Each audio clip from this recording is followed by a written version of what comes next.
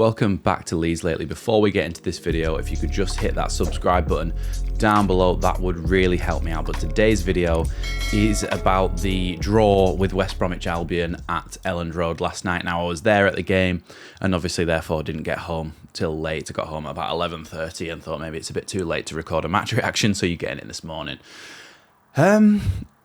Yeah, weird game. As you can see by the title and thumbnail, I think we were robbed, mainly because there was a penalty shout that we didn't get. And okay, let's have a look at it now.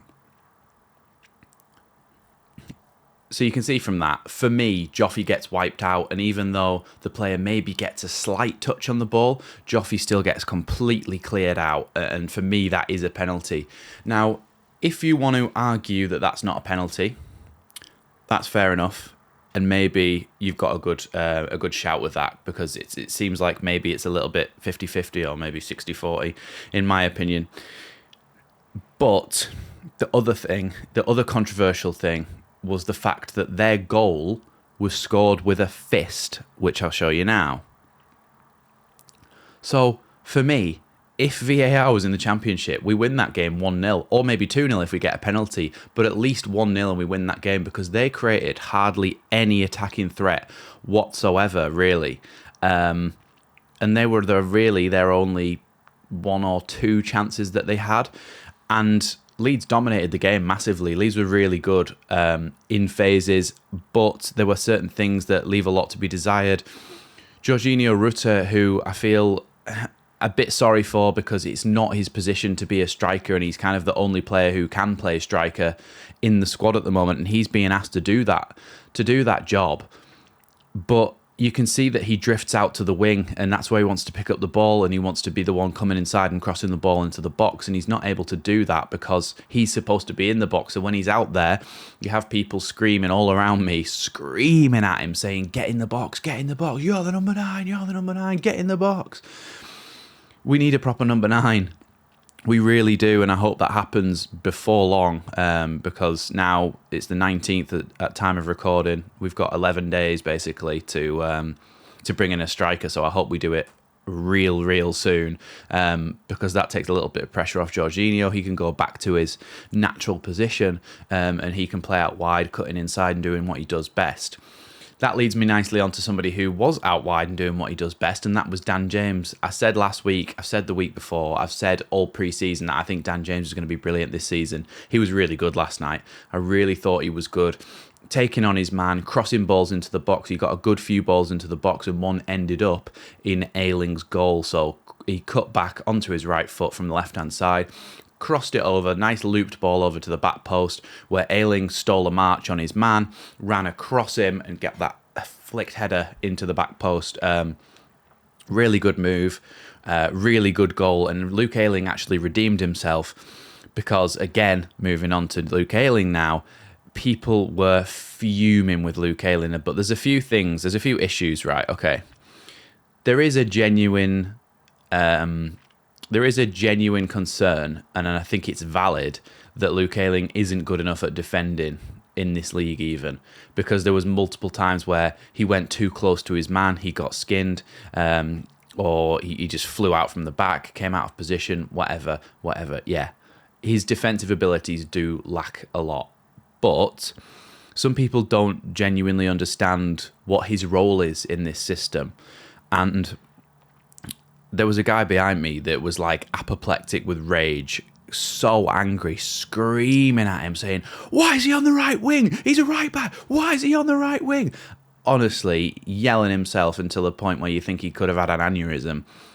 Ayling's supposed to be on the right wing. He's essentially another forward in this Daniel Farke system.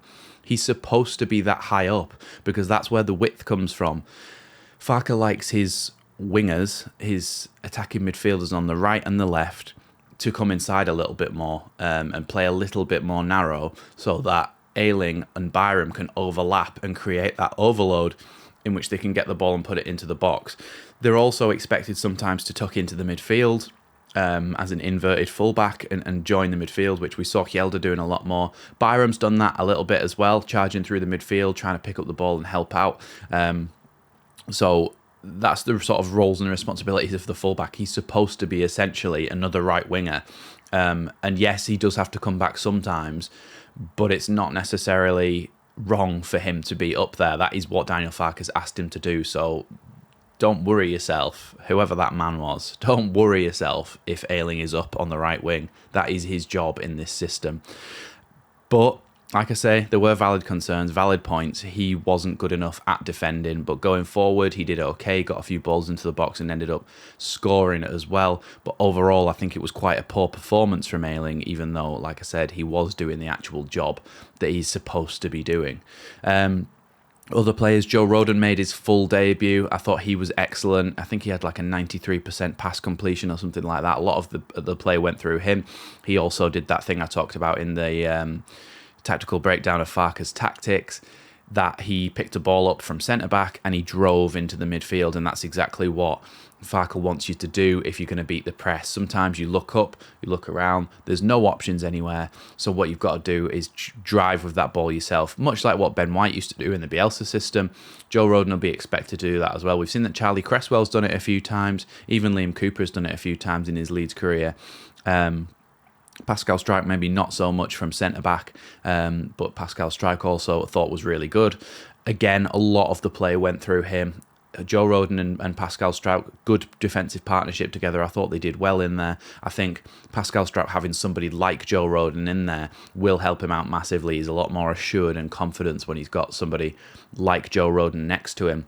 Byram, again, decent. I thought he was very good. He's just doing his job, basically, being a competent left-back, which is something we've not seen for a long time. So the fact that he was able to do that and was a confident and competent left-back was really enjoyable to see. Obviously, Ampadu and Gray, always good together. We do need another midfielder to help Gray out because we can't be expecting him to play every game this season, including all the cups. But again, he was good, he was tidy, he put his body about, he got in and made tackles, and then he passed the ball on to a more attacking player, and that's all you want him to do, really. And then obviously Ampadu, again, always good. A lot more driving with the ball yesterday, I thought. I thought he picked up the ball and nicked it off defenders and midfielders a little bit better and intercepted, made tackles, and then drove with the ball and got the ball forward as well. So I thought he did really well.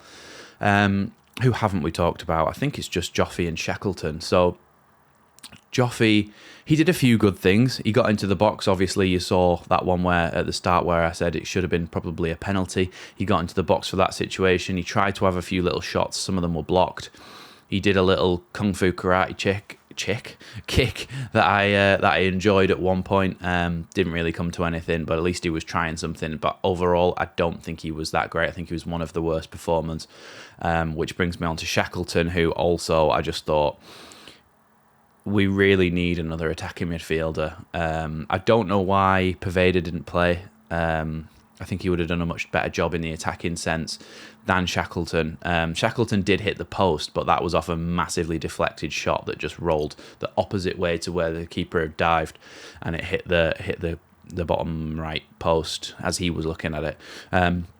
But overall, Shax isn't really the sort of player you want in your attacking positions. He'd probably do a job in the Archie Gray role, but given the fact that we can't even fill a bench at the moment, I just don't think Shackleton's the right man for that role, so we need to bring somebody else in to help out in there. But even if we bring in a striker, that allows Rutter to go to that position. So just bring in a striker and that helps everything, I think. Just briefly on West Brom as an actual team, I didn't think that they